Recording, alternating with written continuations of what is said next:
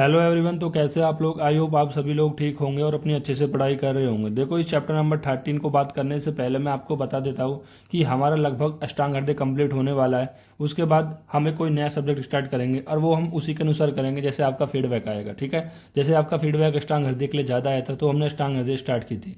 अगर आपका फीडबैक यहाँ पर फिजियोलॉजी के लिए या फिर संस्कृत के लिए या फिर पदार्थ विज्ञान पेपर 1 के लिए या फिर आयुर्वेद के इतिहास के लिए, जिसके भी लिए ज़्यादा आएगा, ठीक है, जो भी बचा हुआ है उस मैं यहाँ पर पोल में डालूंगा। अगर आप पोल में जैसे आप रिएक्ट करते हो तो उसी के अनुसार यहाँ पर हम नया सब्जेक्ट स्टार्ट करने वाले हैं। ठीक है, क्योंकि बाद में क्या होता है कि जैसे हम अभी हमने स्टांग स्टार्ट किया था तो तो कोई बच्चों का कमेंट आया था, सर फिजियोलॉजी स्टार्ट करें, सर फिजियोलॉजी स्टार्ट करें, मॉडर्न स्टार्ट करें, मॉडर्न स्टार्ट करें। देखो, जब तक आप रिस्पॉन्स नहीं करोगे उस पोल पे जाके तो मैं कैसे स्टार्ट कर सकता हूँ? जैसे मान लो कि 60 बच्चे कह रहे हैं अष्टांग हृदय और 20 बच्चे कह रहे हैं फिजियोलॉजी, तो मैं तो 60 बच्चे वालों की ज़्यादा सुनूंगा ना। तो मैं इसलिए पोल डालता हूँ। आप ज़्यादा से ज़्यादा पोल पे कमेंट करें, अपने दोस्तों को भेजें, उनसे शेयर करें। ठीक है, तो उसी के अनुसार मैं स्टार्ट करने वाला हूँ। तो अब हम बात करने वाले हैं चैप्टर नंबर 13 ऑफ अष्टांग हृदय, दोष उपकर्मणीय अध्याय। जैसा इसका नाम से क्लियर है, दोष उपकर्मण्य। देखो, दोष तो आप सभी जानते हैं, लेकिन उपकर्मण्य का मतलब क्या होता है? उपकर्मण्य का जो मतलब होता है यहाँ पर ट्रीटमेंट। ठीक है, मतलब यहाँ पर दोषों का ट्रीटमेंट करना है। दोषों का ट्रीटमेंट कैसे करना है? मतलब जब वात दोष बढ़ जाए, ठीक है, वात दोष की वजह से कोई रोग उत्पन्न हो जाए तो उनका किस तरह से ट्रीटमेंट कर सकते हैं, वात दोष, पित्त दोष, कफ दोष का।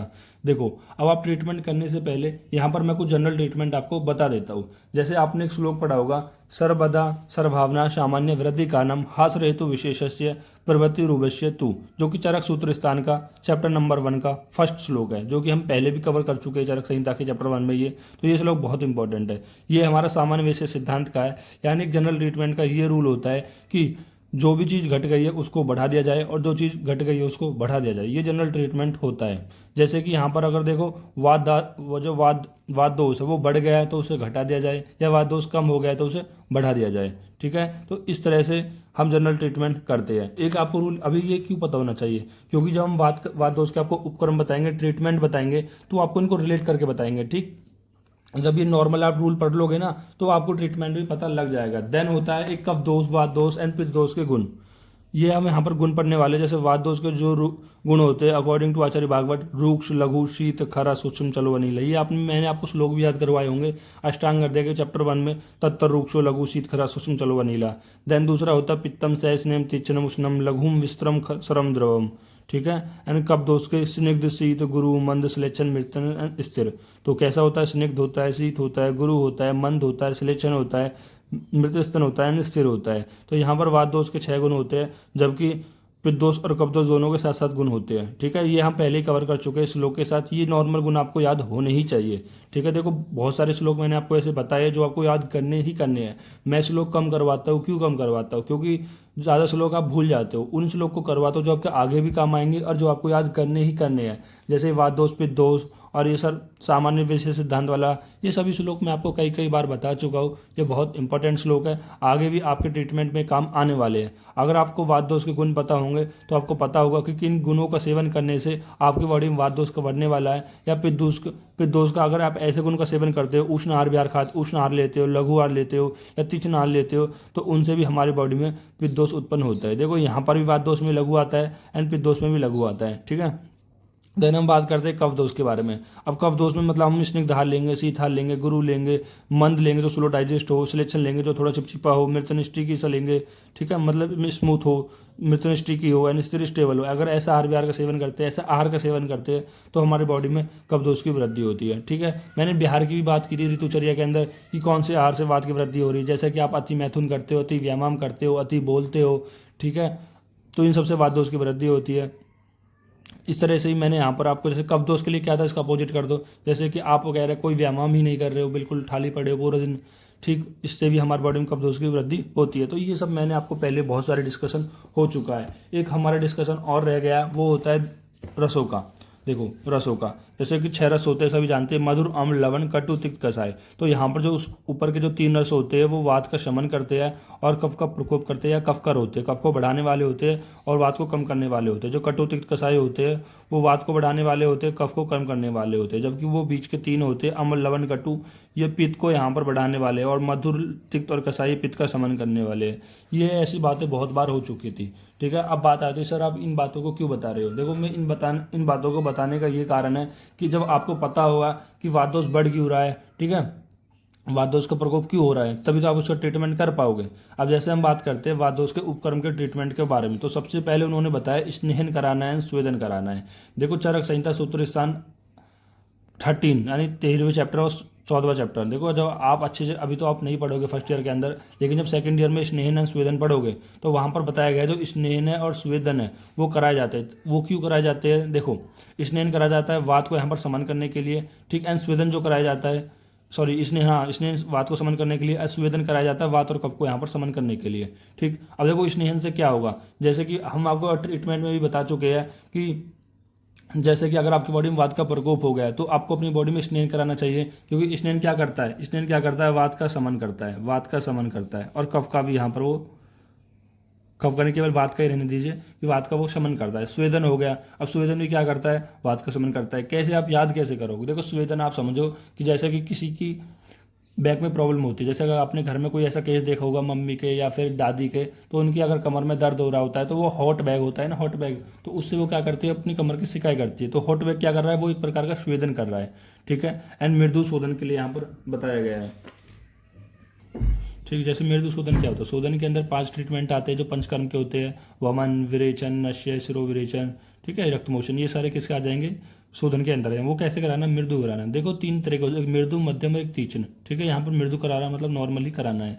देन यहाँ पर बताया गया है जो स्वादु, अम्ल, लवण, उष्ण भोजन का सेवन करना है, मतलब जो मधुर हो भोजन, अम्ल हो, लवण हो, ठीक है, ऐसे भोजन का यहाँ पर सेवन करना है। अब ऐसे भोजन का सेवन क्यों करना है, क्योंकि हमारे बॉडी में वात का शमन करता है, ठीक है। मैं आपको बता चुका हूँ, इसलिए तो मैंने आपको बताया है कि जैसे कि ये देखो सबसे पहले जो ट्रीटमेंट होता है ना, वो सबसे जो बेस्ट ट्रीटमेंट होता है वो होता है आपका आहार विहार। यदि आप अपने आहार विहार को सुधार लेते हो तो आपके बहुत सारे रोग अपने आप ही ठीक हो जाते हैं। जैसे आप डॉक्टर के पास भी जाते होगे तो डॉक्टर ये पूछता है कि आप क्या खाते हो, ठीक है, आपको इस चीज़ का परहेज करना है या ये चीज़ फास्ट फूड नहीं खानी है, ठीक है, या फिर जो खट्टी चीज़ है या फिर जो गैस बनाने वाली चीज़ है, डॉक्टर आपको देखता है और आपके हिस्ट्री टेकिंग के अनुसार वो आपका यहाँ पर ट्रीटमेंट करता है, ठीक है। तो यहाँ पर बताया गया है कि स्वादु, अम्ल, लवण ऐसे भोजन का सेवन करना है ताकि आपकी बॉडी में जो वात का प्रकोप हुआ है उस वात का शमन हो सके। और उष्ण क्यों बताया गया है, क्योंकि उष्ण हम बता चुके हैं जो उष्ण होता है वो भी यहाँ पर वात को शमन करता है। देन यहाँ पर बताया गया है अव्यंग। अब अव्यंग क्यों बताया गया है, क्योंकि अव्यंग यहाँ पर वात का शमन करता है। जैसे अव्यंग के बारे में हम काफ़ी कुछ बात कर चुके हैं,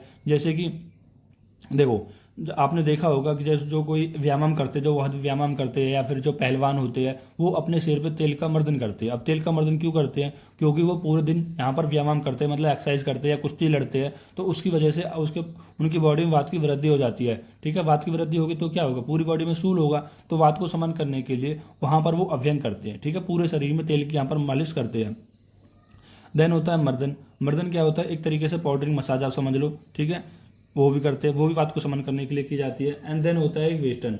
अब वेस्टर्न क्या होता है, बैंडेजिंग करना। जैसे कि मान लो कि कहीं आपकी चोट लग गई, सूज गया, नील पड़ गया, तो वहाँ पर आप बैंड लगाते हो। बैंड क्यों लगाते हो, जो बैंड होता है वो उसमें कुछ उष्ण प्रॉपर्टी होती है जो थोड़ा गर्म होता है, ठीक है, तो करता क्या है, उस बात को यहाँ पर शमन करने का कार्य करता है। देखो मैं आपको बता चुका हूँ कि आपकी पूरी बॉडी में जो पेन का जो कारण होता है वो मेनली वात होता है। जैसे कहीं अगर आपकी चोट लगी, ठीक है, जैसे मान लो कि अभी यहाँ पर कोई चोट लग गई, यहाँ पर चोट लगने से क्या होगा, यहाँ पर स्वेलिंग आ जाएगी, स्वेलिंग आ जाएगी तो वो पेन होगा, तो वहाँ पर भी क्या बताया, बैंडेज करने के लिए यहाँ पर बताया गया है।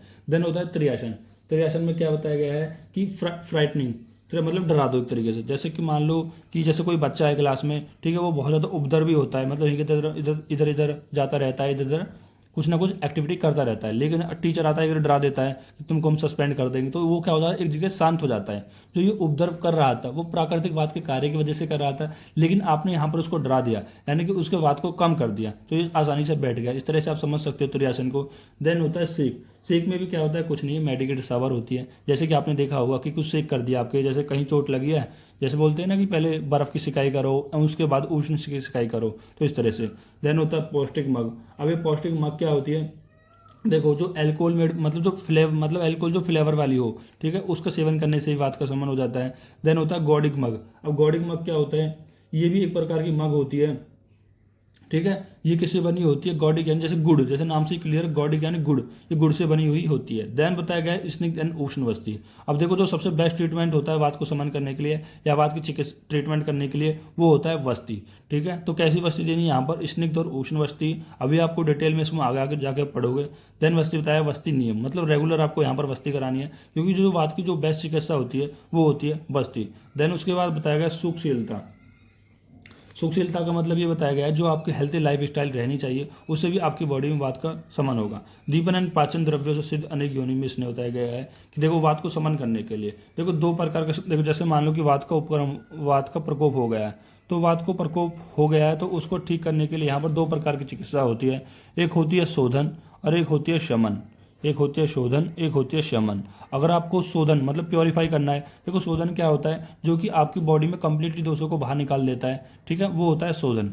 ठीक है, अब मैं शोधन में आपको एक इंपॉर्टेंट पॉइंट और बता देता हूँ। शोधन से मान लो कि आपकी बॉडी में वात की वृद्धि हो गई और आपने शोधन करा दिया है, वात को कम करने के लिए आपने वस्ती करा दिया है, तो इससे क्या होगा कि आपका वात दोष का प्रकोप नहीं रहेगा, मतलब वात ठीक हो जाएगा। तो इसका मतलब ये नहीं है कि वो वात फिर से प्रकोप नहीं होगा। देखो 6 महीने 1 साल फिर से वो प्रकोप हो सकता है, ठीक है, 6 महीने मतलब कम से कम इतना टाइम तो लगेगा ही, मतलब इतने टाइम तक आप ठीक रहोगे जब आप शोधन कराते हो। तो शोधन का मतलब ये नहीं होता कि आपने एक बार कराया तो जिंदगी भर आपकी बॉडी में वात उसका प्रकोप नहीं होगा, लेकिन उसमें बहुत लंबा टाइम लग सकता है। ठीक है, तो यहाँ पर शोधन की जैसे वात का प्रकोप है तो उसके लिए हम क्या कराते हैं? वस्ती कराते हैं।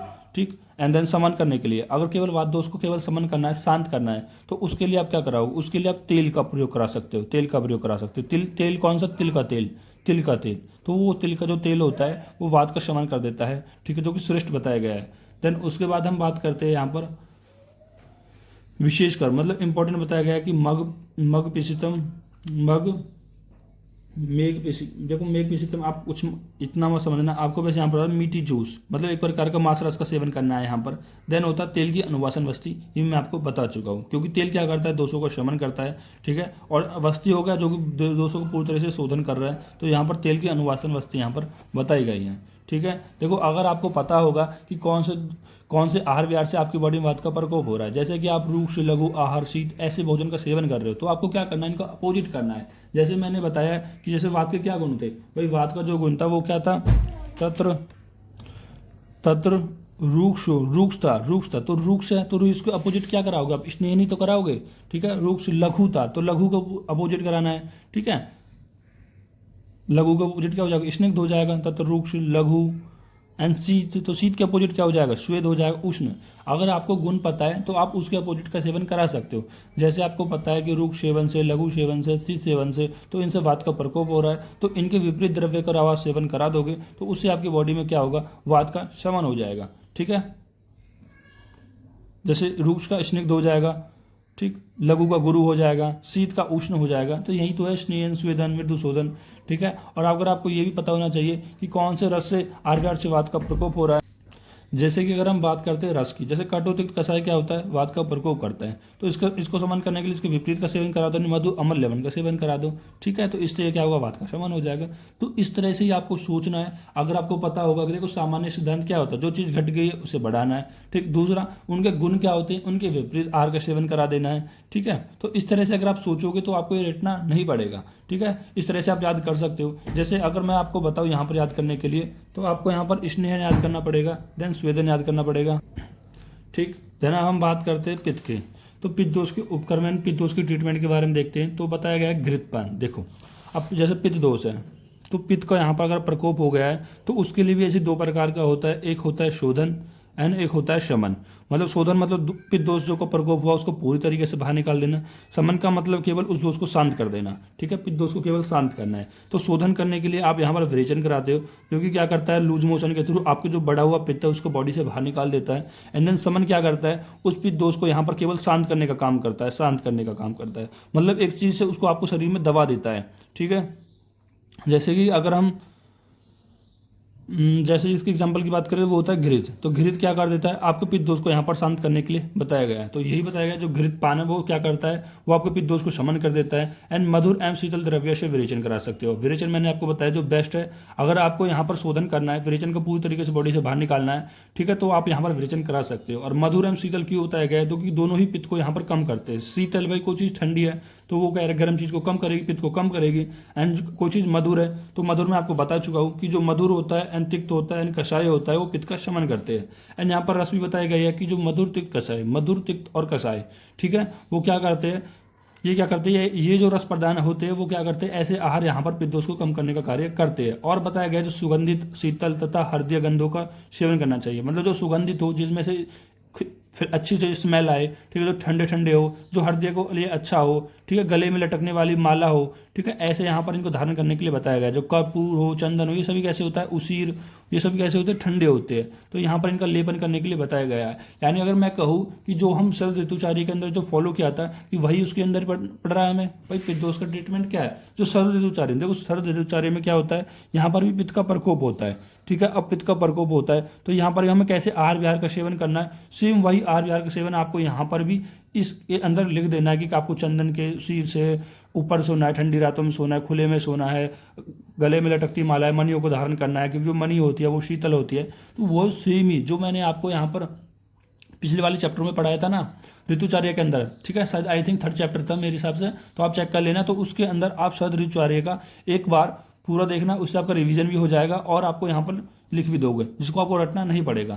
तो विशेषकर कह रहा है यहाँ पर बताया गया है कि पित्त दोष को कम करने के लिए दूध का सेवन बताया गया है। दूध क्यों बताया गया है, क्योंकि दूध मैंने क्या बताया, मधुर होता है, स्निग्ध होता है। तो वो क्या करेगा, मधुर और स्निग्ध किसके अपोजिट हो जाते हैं, वात दोष। जैसे वात दोष कैसे होता था, रूक्ष होता था, तीक्ष्ण होता था, लघु होता था, ठीक है। तो इसके अपोजिट कर दो, स्निग्ध हो जाएगा, गुरु हो जाएगा। तो वो क्या करेगा, वात का शमन करेगा। और तो ये तो वात को शमन करने के लिए बताया गया। और वो क्या करता है, पित्त को भी शमन करता है। पित्त को कैसे शमन करता है भाई, आपने अगर आपने दुग्ध पिया होगा तो मैं पूछूं उसका रस कैसा होता है, तो सभी रस बताओगे, सभी एक साथ बताओगे कि सर उसका रस मधुर होता है। और मधुर क्या करता है, पित्त को शमन करने का कार्य करता है। बस घृत क्या करता है, ये ऑलरेडी मैं बता चुका हूँ, ये पित्त दोष की शमन चिकित्सा के अंदर आता है। और विरेचन पित्त दोष की शोधन चिकित्सा के अंदर आता है। देन हम बात करते हैं कफ दोष के उपक्रम के बारे में, कफ दोष के चिकित्सा के बारे में, ट्रीटमेंट के बारे में। तो देखो कफ दोष इसी प्रकार जैसे हमने पित्त दोष और कफ का वात और पित्त का देखा, तो उसी तरह से हम कफ का भी देख लेते हैं। कफ का अगर आपको शोधन करना है तो उसके लिए आपको वमन कराना पड़ेगा। और वमन आप कब कराते हो, वमन आप कराते हो वसंत ऋतु के अंदर, विरेचन कब कराते हो शरद ऋतु के अंदर, और वस्ती कब कराते हो प्रावट ऋतु यानी वर्षा ऋतु के जो पहले की जो ऋतु होती है। देन उसके बाद आता है हमारा समन। समन में क्या करते हैं मधु का सेवन करते हैं, ठीक है, मधु का सेवन करते हैं। मधु यानी जो शहद होता है तो उसका सेवन करते हैं, ठीक। इतनी दो बात आपको पता होना चाहिए। देन बताया गया है कि विधि पूर्वक प्रयुक्त तीक्ष्ण वमन करना चाहिए, क्योंकि वमन कर्म क्या करता है, शोधन करने के लिए बताया गया है। देन रुक्ष अल्प तीक्ष्ण उष्ण कटु तिक्त और कषाय इन युक्त आहार। देखो मैंने आपको बताया कि आपकी बॉडी में जो कटु तिक्त कषाय है वो वात कफ का शमन करते हैं, यानी कफ के प्रकोप को कम करते हैं। तो यहाँ पर देखो कैसे कटु तिक्त कषाय, यहाँ पर आप समझ गए। और रुक्ष का, अल्प का और तीक्ष्ण का सेवन करना है। अब ये क्यों सेवन करना है, यदि आप इनके गुण को पढ़ोगे तो इसका जो गुण होता है वो कैसा होता है, गुरु होता है, ठीक है, स्निग्ध होता है और पिछल होता है। तो इसके अपोजिट गुणों का आप सेवन करा दो भाई। जो जिन कफ दोष के गुणों से कफ का प्रकोप हो रहा है तो उसके अपोजिट गुणों का आप यहाँ पर सेवन करा दो। तो उससे क्या होगा, ऑलरेडी बात का क्या हो जाएगा, ऑलरेडी कफ का समन हो जाएगा भाई। यही तो मैंने आपको चिकित्सा बताई, सर्वदा सर्वभावना सामान्य वृद्धि कारणम हासर हेतु प्रवृत्ति रेवस्य तु। तो यही तो चिकित्सा थी। मतलब जो जिनके देखो जिनकी वृद्धि हो रही है तो उनका आप अपोजिट चिकित्सा करा दो। जैसे कि यहाँ पर कफ दोष किससे बढ़ रहा था, स्निग्ध था, रुक्ष नहीं था, स्निग्ध था, पिछल था, गरम था, स्निग्ध था। तो इनके आप अपोजिट आहार का सेवन करा दो तो उससे क्या होगा, कफ दोष का कम हो जाएगा। देन बताया गया कि दीर्घकाल स्थित मग, मतलब जो बहुत लंबी समय से, यानी जो जितनी भी ओल्ड मग होती है। मैं देखो एक बात और बता देता हूँ मग के अंदर कि मग जितनी पुरानी होगी उसके गुण उतने ज़्यादा अच्छे होंगे। मग जो दारू होती है वो कभी भी बेकार नहीं होती है, ठीक। बियर पे लिखा होता है वैसे एक्सपायरी डेट, पर यहाँ पर बियर की बात नहीं कर रहे हैं, यहाँ पर ये दारू की बात कर रहे हैं कि जो दीर्घकाल की जो स्थित मग है उसके जो गुण है वो और ज़्यादा बढ़ते चले जाते हैं, ठीक है। जो कि कफ दोष को यहाँ पर कम करने के लिए बताई गई है, क्योंकि जो दीर्घकाल की जो मग होती है वो कैसी होती है, लघु होती है। और लघु होने की वजह से वो क्या करेगी, कफ दोष को यहाँ पर शमन करने का कार्य करेगी। लघु होगी, रुक्ष होगी, तो इस वजह से। रमन की प्रतिप्रति। अब रमन यहाँ पर किसके लिए बात करा गया है? रमन बताया गया है कि आपको सेक्सुअल एक्टिविटी में ज़्यादा इंडिविजुअल होना है, मतलब एक तरीके से रहना है, तो उससे भी क्या होगा? वात का शमन होगा। देन प्रजागरण एक तरीके से रात्रि जागरण के लिए कहा गया है। यदि आप रात्रि जागरण करते हो तो भी आपका दोष का शमन होता है। ये मैं आपको बता चुका हूँ कि दिव्य शोभन से कफ का प्रकोप होता है और रात्रि जागरण से वात का प्रकोप होता है। ठीक है, वात का प्रकोप होगा तो कफ का भी शमन अपने आप हो जाएगा। देन बताया गया है कि व्यायाम से क्या होता है? वात का प्रकोप होता है, कफ का शमन होता है। चिंता करने से भी सेम, एंड शरीर का रूक्षण मर्दन कराने से भी क्या होगा? यहाँ पर कफ दोष का उपक्रम होगा। देखो यहाँ पर कैसा मर्दन करा रहे हैं? यहाँ पर रूक्षण मर्दन करा रहे हैं और यहाँ पर स्निग्ध मर्दन करा रहे थे। यहाँ पर जो मर्दन करा रहे थे वो स्निग्ध करा रहे थे, क्योंकि यहाँ पर आपको वात दोष को समन करना है तो उसके अपोजिट करना पड़ेगा, और यहाँ पर कफ दोष है तो उसके अपोजिट करना पड़ेगा, इसलिए रूक्षण मर्देगा। देखो जो सामान्य जो सिद्धांत है ना, सर्वदा सर्वभावनम सामान्यम वृद्धि कारणम हासर हेतु विशेषस्य प्रवृत्तिरुपश्यतु, ये बहुत इंपॉर्टेंट है, आपका बहुत जगह लगता है, बस आपको ये यूज करना आना चाहिए कि किस तरह से हम इसका यूज कर सकते हैं। देन उसके बाद हम बात करते हैं वमन कर्म, जो कि बेस्ट होता है। यूज का सेवन, यूज भी आप आगे पढ़ोगे, जिसमें 14 से 18 गुना पानी, ठीक है, डाला जाता है। देन उसके बाद मधु का सेवन, ये समन करने के लिए। मेदु और औषध, ठीक है, क्योंकि कफ दोष की वृद्धि होगी तो मेद की अपने आप वृद्धि हो जाती है, क्योंकि जो कफ होता है और मेद होता है वो आश्रासी भाव से रहता है। ठीक। देन धूमपान कैसा होता है? उष्ण होता है, तीक्ष्ण होता है, तो यहाँ पर क्या करता है? वो कफ और वात को शमन करने के लिए बताया गया है धूमपान। तो विशेषकर यहाँ पर जो धूमपान है वो उष्ण होने की वजह से कफ का शमन करता है। उपवास करने से और गंडूस करने से। एंड सुख में अभाव के सुख, मतलब सुख के अभाव से सुख, मतलब आपको ज़्यादा सुखी भी नहीं रहना है। अगर आपके सुख के अभाव होगा तो आप क्या रहेगा? तो आप सुख रहोगे। देखो जब भी आपकी बॉडी में कफ दोष बढ़ा हुआ होता है तो कहा जाता है कि आपको ज़्यादा सुखी नहीं रहना है। अगर आप ज़्यादा सुखी रहोगे तो वहाँ पर भी आपका कफ दोष की वृद्धि होगी, मतलब सुख का अभाव होगा, चिंता पिंता रहेगी। ठीक है, तो यहाँ पर ये इसलिए बताया गया है जो कि आपका कफ का शमन करता है अगर आप चिंताग्रस्त रहोगे तो। ठीक, ये हो गए आपके वात दोष के उपक्रम, पित्त दोष के उपक्रम, कफ दोष के उपक्रम। ठीक है, देखो अब हम बात करते हैं दोष कर्म में ऋतुचार्य। ठीक, जैसे कि देखो यहाँ पर वात पित्त का संसर्ग का मतलब होता है मिलना। जब दो दोष आपस में मिल जाते हैं, जैसे वात के साथ पित्त मिल गया या फिर वात के साथ कफ मिल गया या पित्त के साथ कफ मिल गया, तो वो होता है संसर्ग। संसर्ग का मतलब होता है कि जब दो दोष आपस में मिल जाते हैं तो उनको कहते हैं संसर्ग। जैसे कि यहाँ पर बताया गया है कि वात पित्त का संसर्ग कब होने लगता है? कि जब ग्रीष्म ऋतुचार्य आती है। नहीं, कब नहीं बताया गया, ये केवल बताया गया जब वात पित्त का संसर्ग हो जाए तो वहाँ पर आपको ग्रीष्म ऋतुचार्य का पालन करना चाहिए। ठीक है, तो यही बताया गया है कि कौन दोष कर्म में कौन सी ऋतुचार्य का यहाँ पर फॉलो करना चाहिए। ठीक, तो बताया गया है कि जब आपकी बॉडी में वात पित्त का संसर्ग हो जाए। वैसे तो यहाँ पर ये हेडिंग ही गलत है, हेडिंग ऐसे होना चाहिए थी संसर्ग भेद से औषध अनुसार। मतलब जब दोषों का संसर्ग होता है तो उसमें हम कौन सी औषध का या फिर कौन सी ऋतु का पालन करें। ठीक, और आपको कोई दिक्कत नहीं इससे भी, जब वात दोष का संसर्ग होता है तो आपको ग्रीष्म ऋतुचार्य का पालन करना चाहिए। ठीक है, अब यहाँ पर आप कोई कॉन्सेप्ट लगाने की जरूरत नहीं है, आपको नॉर्मली ट्रिक याद कर लेने 3, 2, 5। कैसे? देखो वात पित्त, कफ वात एंड कफ पित्त, अगर इनका यहाँ पर संसर्ग हो रहा है तो आपको 3, 2, 5 यानी 3 नंबर पर ग्रीष्म ऋतु आती है, 2 नंबर पर वसंत ऋतु आती है, 5 नंबर पर शरद ऋतु आती है। अगर आप इनका पालन करते हो तो इनका यहाँ पर संसर्ग की चिकित्सा हो जाती है। देखो आप कैसे याद करोगे? वात पित्त कफ, एक बार वात को पित्त से मिलाना, इस तरह से आपको याद करना है, तभी आपको याद हो पाएगा कि दोषों से संसर्ग, जब दोषों का संसर्ग होता है तो उसमें कौन सी ऋतु का पालन करना चाहिए। तो आपको ऐसे ही याद रखना है सीक्वेंस से कि वात को एक बार पित्त से मिलाएंगे, देन एक बार कफ को वात से मिलाएंगे। देखो एक बार वात को पित्त हो गया, देन एक बार कफ को वात से मिलाएंगे। ठीक है, देन उसके बाद होता है कफ को पित्त से मिलाएंगे, कफ को पित्त से मिलाएंगे। ठीक, एक बार वात से लेना है और 2 बार कफ से लेना है। स्टार्टिंग कभी पित्त से करनी ही नहीं है, पहले नंबर पर स्टार्टिंग वात को पित्त से करनी है, देन उसके बाद कफ एक बार वात पे जाएगा, कफ एक बार पित्त पे जाएगा। ठीक है, तो इस तरह से अगर आप याद रखोगे तो आपको याद रह जाएगा कि वात पित्त है, कफ वात है, कफ पित्त है। ठीक है, अपोजिट मत करना है, जिस तरह से लिखा है उसी तरह से आपको करना है। ठीक, नॉर्मली आप समझ सकते हो, जैसे कि इसका तो कोई ट्रिक नहीं बनेगी। जैसे कफ हो गया तो कफ को शमन करने के लिए आप कौन सी चिकित्सा करते हो? वमन कराते हो। वमन कब कराते हैं? वसंत ऋतु के अंदर कराते हैं। और कफ पित्त आ गया तो यहाँ पर पित्त आ रहा है तो पित्त यहाँ पर कब कराते हैं? शरद ऋतु के अंदर कराते हैं। ठीक है, अगर आप इस तरह से नहीं करना चाहते हो तो ये बेस्ट ट्रिक होती है कि पहले आपको देख लो वात पित्त कफ, वात को साथ एक बार पित्त के साथ मिलाओ, और कफ को एक बार वात के साथ, कफ को एक बार पित्त के साथ मिलाओ, और 3 to 5 याद रख लेना। यानी कि ग्रीष्म ऋतुचार्य का पालन करना चाहिए, इसमें वसंत ऋतुचार्य का पालन करना चाहिए, और इसमें शरद ऋतुचार्य का पालन करना चाहिए। इस तरह से आप याद रख सकते हो। अब हम बात करते हैं शुद्ध चिकित्सा। एक तरीके से आइडियल चिकित्सा की भी बात कही गई है। जो प्रयोग मतलब जो ट्रीटमेंट है आपका, वो एक व्याधि का शमन करता हो, यानी एक व्याधि को नाश करता हो, लेकिन अन्य व्याधि को उत्पन्न नहीं करता हो, उसे हम बोलते हैं शुद्ध चिकित्सा। ऐसी ही हमारी आयुर्वेदिक चिकित्सा होनी चाहिए और होती है। जो दोषों में, कोष्ठ में, शाखा आदि में गमन करना। तो अब यहाँ पर एक इंपॉर्टेंट टॉपिक आता है, तो इसको थोड़ा ध्यान से सुनना। अब हम बात करने वाले हैं कि दोषों का कोष्ठ आदि से शाखा आदि में गमन का कारण। देखो कोष्ठ का मतलब क्या होता है। कोष्ठ का मतलब यहाँ पर अमाशय से भी होता है और पक्वाशय से भी होता है। ठीक है, अमाशय और पक्वाशय दोनों मिलकर क्या होती है, कोष्ठ बनती है। ठीक, जो कोष्ठ होता है इसमें जो दोष होता है उसका शाखा आदि में गमन करना है। देखो जो दोष का श्रेष्ठ कंडीशन मानी जाती है वो मानी जाती है अगर आपके जो दोष है वो कोष्ठ के अंदर होंगे, यानी अमाशय और पक्वाशय के अंदर होंगे, तो इनको ईजिली होगा रिमूव करने के लिए। ठीक है, आप आसानी से आप क्या कराते हो, देखो सबसे पहले आप स्नेहन स्वेदन कराते हो। जब आगे जाकर पढ़ोगे तो आपको पता लगेगा कि सबसे पहले हम क्या कराते हैं, स्नेहन कराते हैं। ठीक है, एंड स्वेदन कराते हैं। अब स्नेहन एंड स्वेदन क्यों कराते हैं, ताकि जो भी आपके जो दोष होते हैं जो शाखा में होते हैं यानी हाथ पैर में होते हैं उनको कोष्ठ में लाने के लिए स्नेहन एंड स्वेदन कराया जाता है। देन उसके बाद पंचकर्म कराया जाता है। ठीक है, लेकिन यहाँ पर क्या हो रहा है, यहाँ पर अपोजिट हो रहा है। यानी जो दोस्त को ऑलरेडी कोष्ठ में थे वो कहाँ पर जा रहे हैं, शाखा में जा रहे हैं। तो उसका गमन करने का, इसका मूवमेंट करने का क्या कारण रहा होगा, तो उसको हम यहाँ पर देखते हैं। तो पहला बताया गया है कि व्यायाम।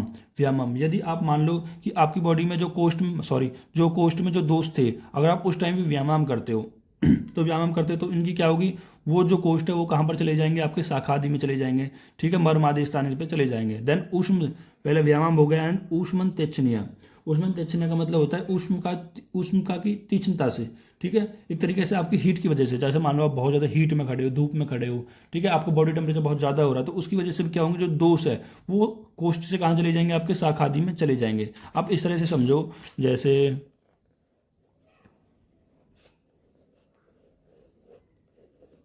ठीक है, ये और समझाने के लिए आपको मैं बता देता हूँ, ये इसके पैर होंगे, इसके हाथ होंगे, और ये इसके पैर होंगे। नॉर्मल समझने के लिए आप मान लो कि जैसे कि मान लो ये दोस्त यहाँ पर थे, कोष्ठ के अंदर थे, यानी अमाशय और पक्वाशय के अंदर थे। आपने बहुत ज़्यादा व्यायाम किया, कि आपने बहुत व्यायाम किया, तो उसकी वजह से क्या होंगे, जो दोस्त कोष्ठ के अंदर थे वो शाखा के अंदर चले जाएंगे। कहाँ चले जाएंगे, जैसे मान लो ये शाखा के अंदर यहाँ पर चले जाएंगे, शाखा के अंदर चले जाएंगे। देन उसके बाद उष्ण की तीक्ष्णता की वजह से, मतलब एक्सटर्नल बॉडी की जो मतलब एक्सटर्नल हीट की वजह से भी क्या हो जाएगा, ये दोस्त पिघल कर यहाँ पर आपके शाखा के अंदर आ जाएंगे। देन उसके बाद बताया गया अहित आचरण। अहित आचरण की वजह से, यानी कि इनएप्रोप्रिएट रेजिमेंट की वजह से भी क्या हो जाएंगे, जो दोस्त है वो आपके यहाँ पर आ जाएंगे। देन आदि, देन बताया गया कि कोष्ठ आच शाखा अस्थि मर्मानी द्रुत्व, कह रहा है द्रुत्व मारुत से, यानी वात के बारे में बात कर रहा है। देखो यहाँ पर इस पॉइंट को समझो, ये पॉइंट क्या कहना चाह रहा है कि वात आदि जो द्रुत्व वारुत से है, मतलब जो वात आदि दोष है।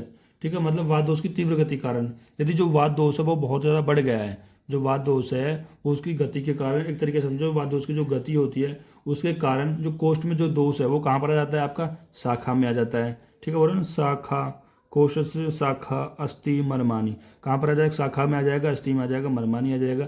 तो पहले यहाँ पर 3 पॉइंट बताए गए हैं कि यदि आप अति व्यायाम करते हो, जो आपके जो दोष है वो शाखा के अंदर आ जाएंगे कोष से। देन दूसरा होता है, आप ऐसे लिख दो, जो कोष्ठ है वो शाखा के अंदर कब कब आते हैं, तो यहाँ पर किन किन कंडीशन में आते हैं, व्यायाम करने पर आते हैं, ऊष्मा की तीक्ष्णता से आते हैं।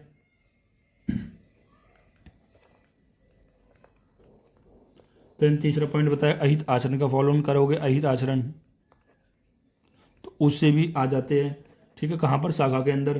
देन चौथा जो पॉइंट बताया गया है वो बताया गया है कि जो वात दोष की तीव्र गति के कारण, वात दोष की तीव्र गति के कारण वात जो होता है वो तीव्र गति करता है, जिसकी वजह से जो कोष्ठ से कहाँ पर चले जाते हैं, वो शाखा के अंदर चले जाते हैं। तो ये 4 पॉइंट आपको याद रखना है। तो व्यायाम ऊष्म तैच्छिन्यम अहितम आचरणमादि कोष्ठ अच्च शाखा अस्थि मर्मानी द्रुत्व अंत मारुतस्य। तो इससे आपको याद रखना है कि ये जो कारण बताया गया है वो बताया गया है। कारण क्या होता है कि यदि आप व्यायाम करते हो ऊष्मा की तीक्ष्णता से और अहित आचरण से और वात दोष की तीव्र गति के कारण, जो दोष होते हैं वो कोष्ठ से शाखा के अंदर चले जाते हैं। तो यहाँ पर जो मैंने 4 पॉइंट यहाँ पर ये लिखे हुए हैं, आप इनको यहाँ पर नीचे लिख सकते हो। ठीक है, आपको इनको कोई कन्फ्यूजन नहीं होना चाहिए, ये आपको याद रखना चाहिए। जो दोष है वो कोष्ठ से कहाँ पर जा रहे हैं, शाखा के अंदर जा रहे हैं, जो कि एक बेकार कंडीशन होती है। क्योंकि हमें देखो, अगर मैं कहूँ कि अगर शाखा में दोष है और कोष्ठ में दोष है, इजीली कौन से दोष को निकालना आसान होगा, तो आप कहोगे सर कोष्ठ को। ठीक है। कोष्ठ को क्यों होता है? कोष्ठ का जो रास्ता होता है वो गुरुद्वार से निकलता है भाई, कोष्ठ के अंदर जो मल होता है वो गुरुद्वार से निकल जाता है। तो आसान रास्ता कौन सा होता है? अगर मैं कहूँ जैसे मान लो कि ये रास्ता मान लो यहाँ से निकलना है, तो ये ज़्यादा पास पड़ेगा या ये ज़्यादा पास पड़ेगा? ये ज़्यादा पास पड़ेगा, ठीक है। तो आप बोलोगे सर यही तो पास पड़ेगा, जो आपके कोष्ठ के अंदर है वो आसानी से निकल जाएगा, उसका रास्ता छोटा होगा, ठीक है। तो इसलिए जो श्रेष्ठ कंडीशन होती है वो बताई गई है कोष्ठ। देखो अगर अमाशय में आया तो आप वमन करा सकते हो, ठीक है, और पखवासे के अंदर आया तो आप विरेचन करा सकते हो। इसलिए तो यहाँ पर एक टर्म बोला गया था कोष्ठ, यानी कि अगर अमाशय में आ जाए या पखवासे में आ जाए कोई दिक्कत नहीं है। अमाशय में आके तो ऊर्ध्व निकाल देंगे एंड पखवासे में आए तो अधो करके निकाल देंगे। यानी कि अगर आपके एक बार कोष्ठ के अंदर दोष आ गया तो इजी होता है हम बॉडी से बाहर निकालना, ठीक है। इतना आपको समझ में आना चाहिए कि जो ये बेकार कंडीशन बताई गई है, ये बेकार कंडीशन इसलिए बताई गई है क्योंकि आप यहाँ पर अहित आचरण का फॉलो कर रहे हो, आप व्यायाम कर रहे हो, आप उष्ण तीक्ष्णता का फॉलो कर रहे हो, आप वात दोष की जो गति है वो बहुत तेज है, जिसकी वजह से जो कोष्ठ है वो आपकी शाखा के अंदर चला गया है। देन उसके बाद आता है कि दोषों की शाखा से कोष्ठ में गमन का कारण। तो यहाँ पर जो गति हो रही है वो कैसे हो रही है? वो शाखा से कैसी हो रही है? कोष्ठ के अंदर जा रही है, ठीक है, कोष्ठ के अंदर जा रही है, जो कि एक अच्छी बात है। तो हम बात करते हैं दोषों का शाखा से कोष्ठ में गमन का कारण, यानी शाखा से दोष किस तरह से कोष्ठ में आते हैं तो उसका क्या कारण होता है, ठीक है, जो कि हमारे लिए श्रेष्ठ कंडीशन बताई गई है। शाखा से कोष्ठ के अंदर आएंगे तो इस अगर देखो अमाशय के अंदर आया यहाँ से तो आप इजीली वमन करा सकते हो। देन पखवासे के अंदर आया तो आप इजीली विरेचन करा कर निकाल सकते हो, ठीक है। तो यहाँ पर श्लोक बोला है कि तथा तेभ्यम स्रोतसम विकुम स्रोत मुख विशोधनम, ठीक, और वृद्ध वृद्ध अभिष्यंदी वृद्ध अभिष्यंदी वृद्ध अभिष्यंदी देखो वृद्ध अभिष्यंदिन, तो देखो वृद्ध अभिसंधन है, वृद्ध अभिसंधन एंड पाक पाक कोष्ठ वायु सच निग्रात, ठीक है। देखो तो यहाँ पर बताया गया है कि जो कारण मतलब शाखा से जो कोष्ठ में दोषों कारण कारण क्या बताया गया? पहला बताया स्रोतस विक विशोधनम। अब स्रोतस मुख विशोधनम का मतलब क्या होता है? यहाँ पर होता है स्रोतस के मुखों का विशोधन हो जाना है, मतलब जो स्रोत चैनल्स होते हैं इनका क्या हो जाना? शोधन हो जाना, ठीक है। मतलब ये अवरोध हो गए। अवरोध होते क्यों है? देखो मैं अवरोध का कारण बता देता हूँ कि आपकी बॉडी में जैसे मान लो आपको अन्न का सेवन किया, जैसे मान लो आपको अन्न का सेवन किया तो अन्न के सेवन करने के बाद क्या हुआ कि जो आपकी अग्नि थी वो मन थी, तो वो आपके अमाशय के अंदर आया और आपकी अग्नि मन थी, तो वो क्या कर पाया? वो कैसा रह गया? अपक्व अन्न रह गया, यानी अन्न का पाचन नहीं हो पाया और अपक्व अन्न रह गया, जिसकी वजह से वो जो अपक्व अन्न है वो किसकी उत्पत्ति करता है? आम की उत्पत्ति करता है, या अपक्व अन्न को ही हम आम कहते हैं। तो मैं फिर से बता रहा हूँ कि हमने बताया कि जब आपके जो स्रोतस है जब आपके जो स्रोतस है उनका शोधन हो जाए तो आसानी से शाखा से कोष्ठ के अंदर दोष आ जाएंगे।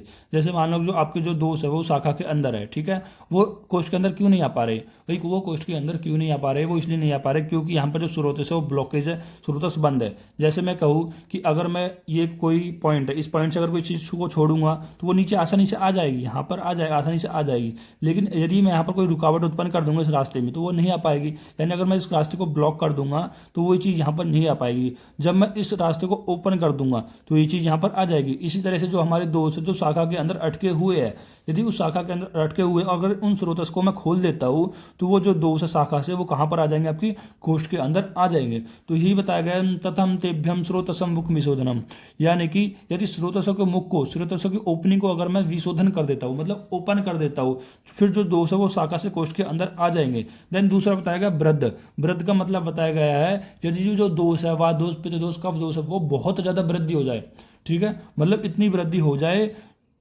जिसकी वजह से अच्छा प्रेशर बनेगा, जो ब्लॉकेज आ भी रही थी तो भी वो क्या कहते हैं शाखा से कोष्ठ के अंदर आ जाएंगे। देन बताया गया अभिसंध्यन। और अभिसंध्यन का मतलब यहाँ पर क्या होता है?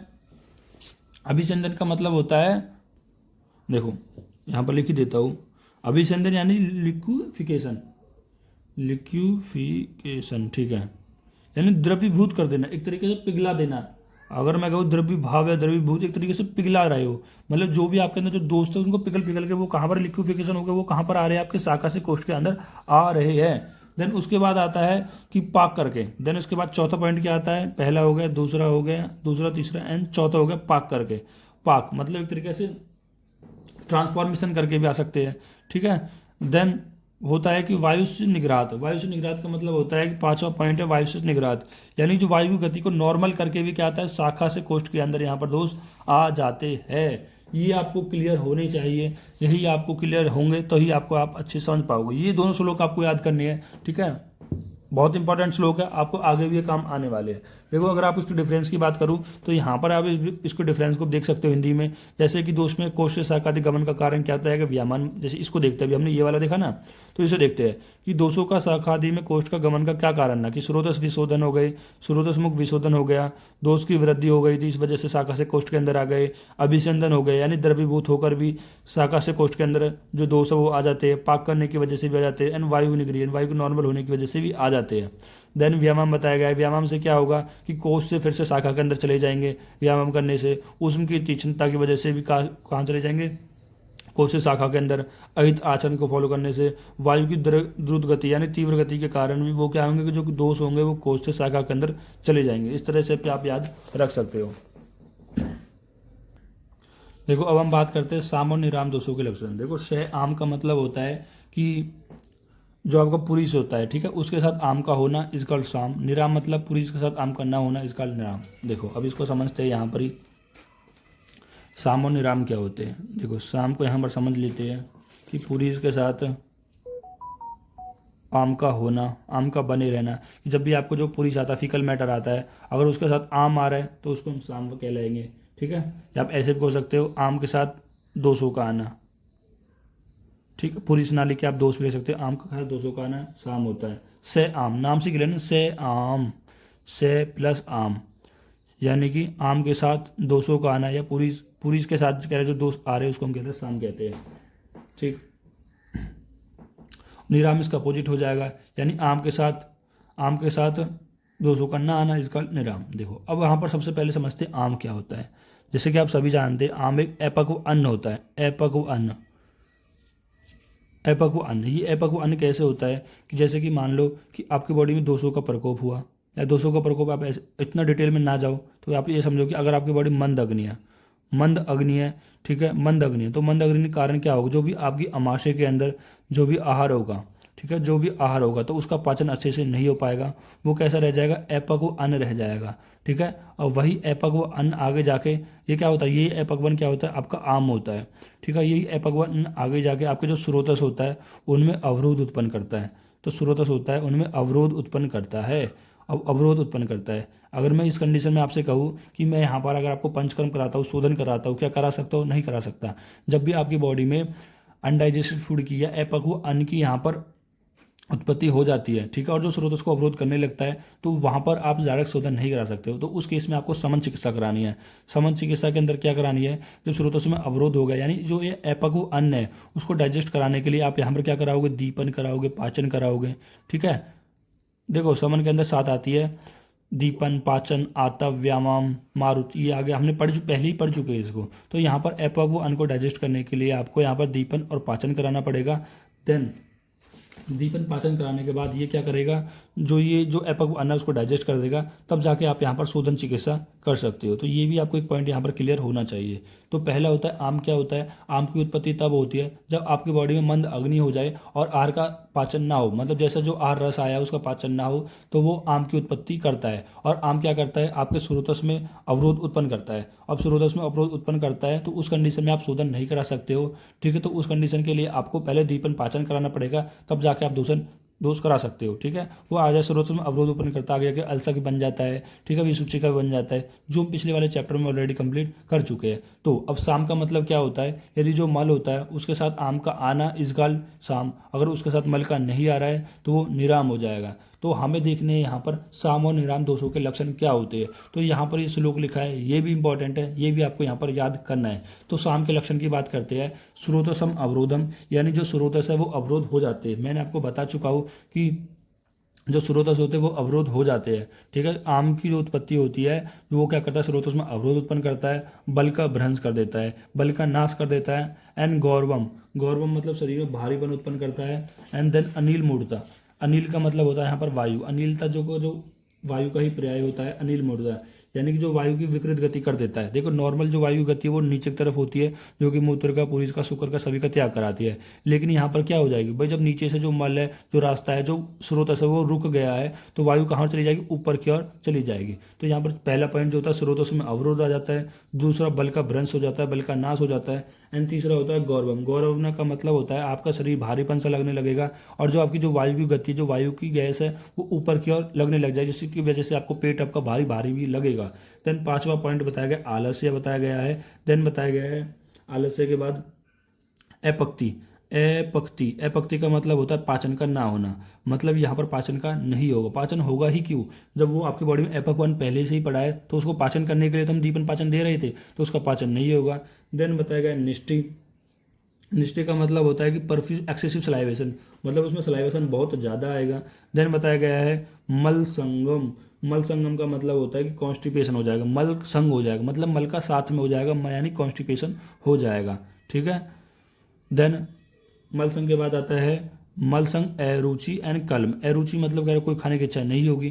कलम का मतलब होता है बिना कुछ करे ही थकान आपको यहाँ पर उत्पन्न होने लग जाएगी।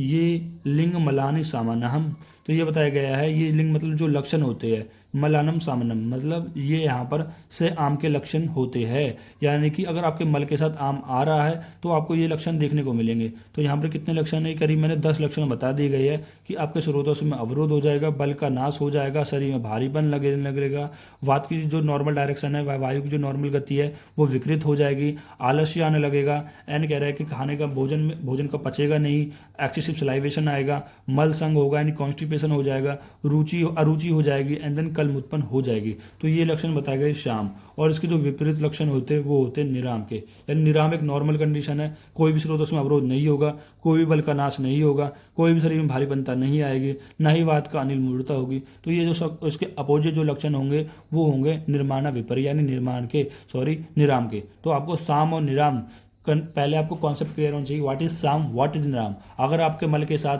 आम की उत्पत्ति हो रही है, आम आ रहा है तो साम, अगर नहीं आ रहा है तो निराम। लक्षण क्या होंगे, आपको कैसे पता लगेगा कि उसको उसके मल के साथ, उसके मतलब दोषों के साथ यहाँ पर आम उत्पन्न हो रहा है। तो अगर आप ये लक्षण देख रहे हो, उनकी स्रोत में अवरोध आ रहा है किसी पेशेंट के, उसके बल का नाश हो गया है, उसके गौरवता हो गई है, उसके कॉन्स्टिपेशन हो गया है, उसकी वायु डायरेक्शन नीचे की ओर हो गई है, उसे एक्सेसिव सलाइवेशन आ रहा है, उससे कोई खाने का मन नहीं कर रहा, शरीर में थकान है, तो आप कह सकते हो कि इसका जो पेशेंट है वो सयाम के साथ है, यानी कि इसके मलों के साथ, इसके दोषों के साथ या पुरुष के साथ यहाँ पर आम की उत्पत्ति हो रही है। तो आप इसकी तरीके से उसको ट्रीटमेंट कर सकते हो।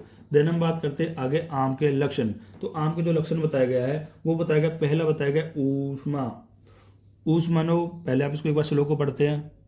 देखो, ऊष्मानो अल्प बलत्वेन धातु माग अपचितम दृष्टा आमाशयगतम रसमम से परिचयते। देखो, तो इसमें क्या बताया गया है, देखो यहाँ पर बताया गया है कि जो भी आप आहार का इंटेक करते हो, सबसे पहले आप आहार लेते हो तो उस पर कौन सी अग्नि वर्क करती है, तो ये आप सोचो कौन सी अग्नि वर्क करती है।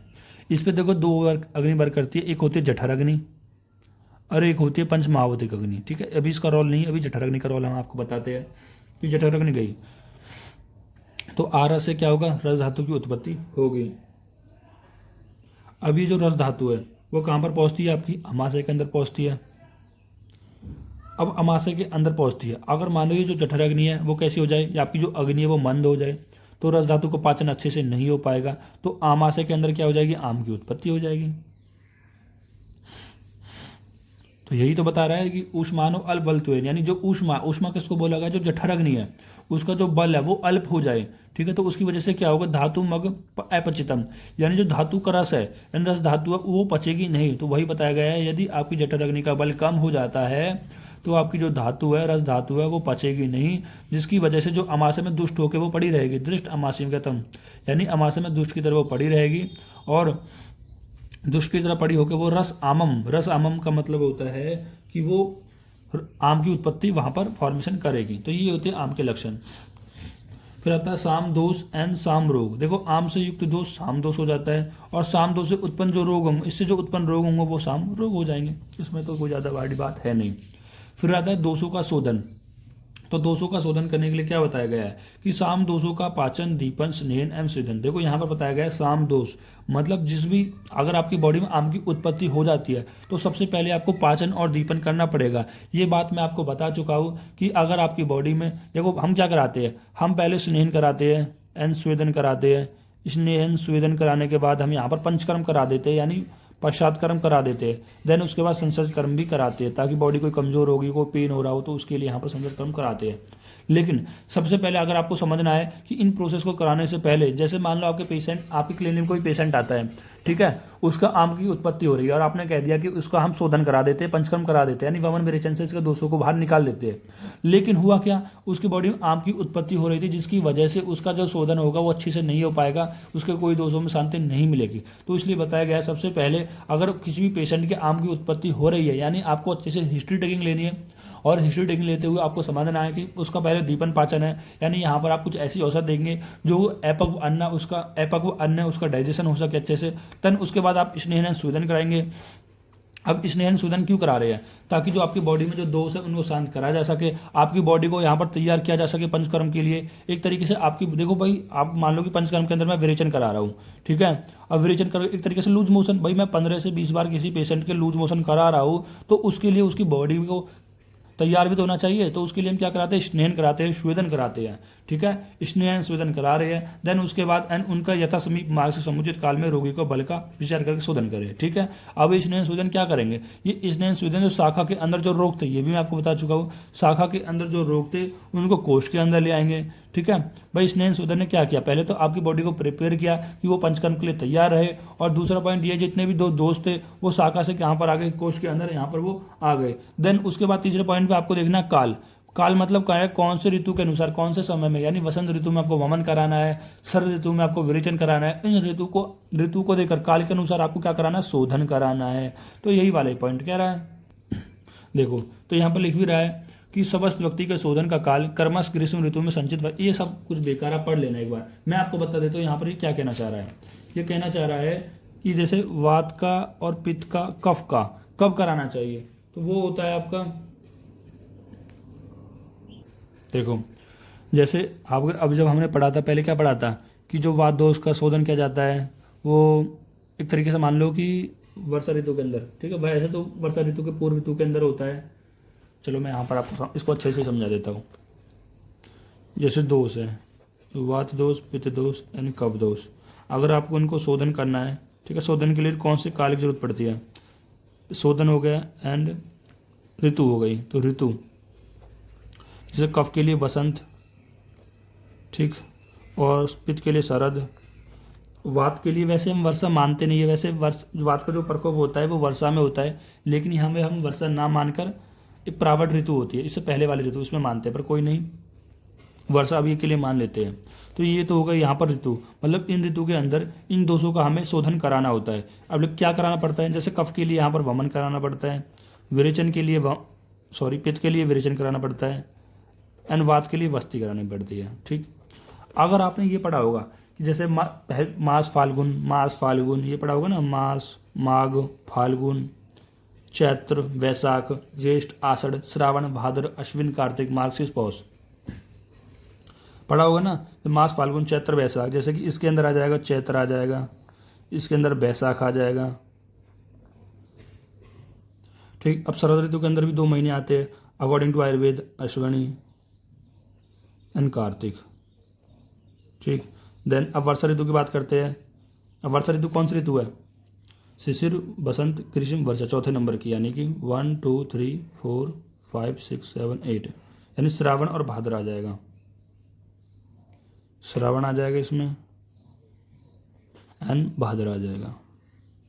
अब देखो, अब यहाँ पर उन्होंने आयुर्वेद के अनुसार बताया गया है, जैसे बताया गया है कि वात का कहाँ पर कराना चाहिए आपको, वात का ऋतु कौन सा, श्रावण में कराना है। इन्होंने ऋतु नहीं बोला, उन्होंने बोला श्रावण में कराना चाहिए, ठीक है, श्रावण में कराना चाहिए। जबकि जो पित्त है उसका कहाँ पर कराना चाहिए, कार्तिक में कराना चाहिए, एंड जो कफ है उसका वैशाख में कराना चाहिए। इसी तरह से तो बताया है, सॉरी चैत्र में कराना, चैत्र में कराना चाहिए, ठीक है। तो आपको कैसे याद रखना है कि वात, पित्त, कफ अकॉर्डिंग टू आयुर्वेद कैसे याद रखना है, एस के सी का मतलब होता है यहाँ पर वात का जो आपको शोधन कराना है वो श्रावण में कराना है, श्रावण में। एंड पित्त का जो शोधन कराना है वो आपको कार्तिक के अंदर कराना है, ये कार्तिक वाला। एंड देन कफ का कराना है चैत्र के अंदर कराना है, एक तरीके से, ठीक है। अब जैसे चैत्र कौन सा महीना होता है, मार्च वाला महीना होता है भाई, ये आप रख लो ना भाई, मार्च, जनवरी, फाल्गुन, फरवरी, चैत्र, वैशाख, अप्रैल, ज्येष्ठ, आषाढ़, इस तरह से आप करके इनका महीने भी आप याद रख सकते हो, ठीक। अब जैसे इसका भी देख सकते हो आप, कार्तिक का जो महीना होता है वो अक्टूबर हो जाएगा, एंड श्रावण का जो महीना हो जाएगा वो जुलाई का, ठीक है। ये आपको 12 नाम याद होने चाहिए, मास, फाल्गुन, चैत्र, वैशाख, ज्येष्ठ, आषाढ़, श्रावण, भाद्र, अश्विन, कार्तिक, मार्गशीर्ष, पौष, ये हमारे हिंदी कैलेंडर के अनुसार होते हैं। तो इस तरह से आपको ये भी आपको पता लग जाएगा कि कौन से ऋतु के अंदर, कौन से काल के अंदर, कौन से दोष का हमें शोधन कराना होता है। देन उसके बाद बात करते हैं हम समन औषध सेवन काल। तो यहाँ पर बताया गया कि औषधि को कब आपको यहाँ पर इनटेक करना है, ठीक है। जैसे बताते हैं, डॉक्टर बताते हैं खाली पेट लेनी है, खाने के बाद लेनी है, खाने से पहले लेनी है। तो यही यहाँ पर बताया गया है। जैसे बताया गया अन्न यानी एम्प्टी स्टोमच, मतलब जो ये और जो औषध होती है वो बताया गया है कि आपको खाली पेट लेनी हुई है, यानी खाई हुई औषध जीन होने पर, अन्न का जीन होने पर औषध लेना, और उसके जीन होने पर अन्न का लेना। तो यहाँ पर ये बताया गया है कि ये आपको बस इतना ध्यान रखो, ये आपको खाली पेट लेनी है। इस यहाँ पर इसका मतलब क्या होता है कि आपको जो औषध लेनी है, ठीक है। जैसे मान लो कि अभी आपने सुबह 6 बजे औषध ली है, ठीक है, और इसका 8 बजे तक वो औषध अगर पच गई है, तब उसको आपको 8 बजे के बाद आपको खाना लेना है, ठीक। या फिर आप ऐसा समझ सकते हो कि जैसे कि मान लो कि आपने 8 बजे खाना खाया है, 8 बजे खाने के बाद आपके 12 बजे वो खाना पच गया है, तब जाके वो आपको औषध लेनी है, ठीक है। खाली पेट का मतलब यही नहीं है कि वो केवल सुबह ही लेनी है। खाली पेट का मतलब यहाँ पर आयुर्वेद में ये बताया गया है कि आपको जो वो औषध है, या तो वो कह रहा है कि खाना खाने से पहले ही ले ले, ठीक है, या फिर वो बताया गया है कि अगर जब वो खाना खाने से पहले लेने के बाद उसको जब खाना कब खाना है कि जब वो जो औषध जीर्ण हो जाए, ठीक है। यदि आपने खाना खा लिया है तो खाने के जीर्ण होने के बाद आपको औषध का सेवन करना है। देन होता है अनादो। अनादो का मतलब होता है बिफोर द मील, यानी भोजन के पहले औषध लेना, ठीक है। यानी कि अनादो, देखो जब भी प्रिस्क्रिप्शन अनन लिखा होगा, अनादो लिखा होगा, तो इसको हमें समझना है। जैसे मॉडर्न में क्या लिखा होता है, मॉडर्न में लिखा होता है बीडी दिन में 2 बार, बीडी दिन में 2 बार, और क्यूएस तुरंत लेनी है, ठीक है। तो इस तरह से लिखा होता है, और एसी खाने से पहले, ठीक, इस तरह से लिखा होता है बहुत सारे प्रिस्क्रिप्शन। तो यहाँ पर हम आयुर्वेद में जब लिखते हैं तो ऐसे लिखते हैं अनन यानी कि खाली पेट लेनी है, अनादो खाने से भोजन के पहले लेनी है, ठीक, मध्य इन मिडिल में लेनी है, ठीक। अब इसमें आप कंफ्यूज मत हो ना, अन्न अनादो, अन्न अनादो क्या होता है कि आपको इसमें खाली पेट लेनी है, यानी लेने के बाद आपको खाना नहीं खाना है, आपको खाना तब खाना है जब आपकी औषध जीर्ण हो जाए, पच जाए। और अनादो में क्या बताया गया है, यहाँ पर आपको लेनी है, देन उसके बाद यहाँ पर खाना खा लेना है, ठीक। देन उसके बाद बताया गया मध्य, मध्य यानी इन मिडिल, भोजन के मध्य में औषध लेना है, यानी आपने आधा खाना खा लिया है, 2 रोटी खा ली है, 2 रोटी और खानी है, तो 2 रोटी खाने के बाद आपको इस औषध को यहाँ पर ले लेना है, ठीक। देन होता है अंत्य। अंत्य मतलब होता है जब आपका भोजन जो पूर्ण हो जाए उसके बाद यहाँ पर आपको भोजन ले लेनी है, ठीक। एंड क्वालंत्रे, क्वालंत्रे का मतलब होता है बिटवीन द मॉर्सल, यानी ग्रासों के मध्य में औषध लेना। जैसे आप वाइट करते हो ना, 1 टुकड़ा खाए रोटी का, 2 टुकड़ा खाए, तो उनके मध्य में आप ले सकते हो। ग्रास ग्रासे प्रत्येक ग्रास के मिलाकर औषध लेना है, यानी कि हर एक टुकड़े के साथ आप रोटी के टुकड़े के साथ औषध ले रहे हो, तो वो होता है ग्रासे ग्रासे। फिर होता है मुहा मुहा।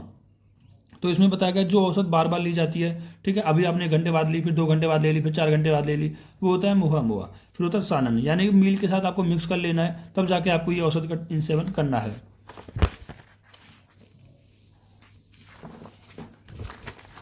देन इसके बाद हम बात करते हैं, हमारा भी लास्ट टॉपिक बचा है, वो होता है, अभी 2 और पॉइंट बच रहे हैं, सामुदक, यानी both side, both before and after meal, यानी खाने से पहले और खाने के बाद भी आपको लेना है। निशिकाल यानी कि आपको रात में लेनी है, ठीक है। अब देखो जो ये औषध बताई गई है ना, ये क्यों बताई गई है, जब आप प्रिस्क्रिप्शन पे देखोगे, कोई भी आप आयुर्वेदिक पर्चा देखोगे, तो वहाँ पर जो ये लिखी होती है ना, इसी तरह से लिखी होती है, सामुदक, निशिकाल। अगर आप प्रॉपर आयुर्वेदिक क्लिनिक में जाओगे, प्रॉपर आयुर्वेदिक डॉक्टर के पास जाओगे, तो वो मॉडर्न की ना AC PC QS BDS TDS ना लिख के वो क्या लिखेगा, सामुदक, निशिकाल, अन्न। तो इस तरह के यहाँ पर वो प्रिस्क्रिप्शन लिखता है, और ग्रासे ग्रासे, मुहा मुहा, सन सन, ठीक है, अन्न। तो यहाँ पर 10 बताए गए हैं, 10 औषध काल का सेवन के काल बताए गए हैं, जिसमें आप औषध को सेवन करना है। देन उसके बाद बताया गया जो औषध सेवन काल, यानी जो ये 10 काल बताए गए हैं उनके विषय, मतलब किन किन रोग के लिए यहाँ पर ये बताए गए, आप ऐसे समझ सकते हो किन किन रोग के लिए। जैसे पहला होता है अन्न अनन काल। तो ये बताओ, आप लोग बताओ, ये किस लिए दी जाती है, कब दी जाती है, तो आप बताओगे सर ये खाली स्टोमच में दी जाती है, यानी इसको खाना खाने के, इसको औषध लेने के बाद आपको औषध का ग्रहण तभी करना है जब ये औषध जीर्ण हो जाए।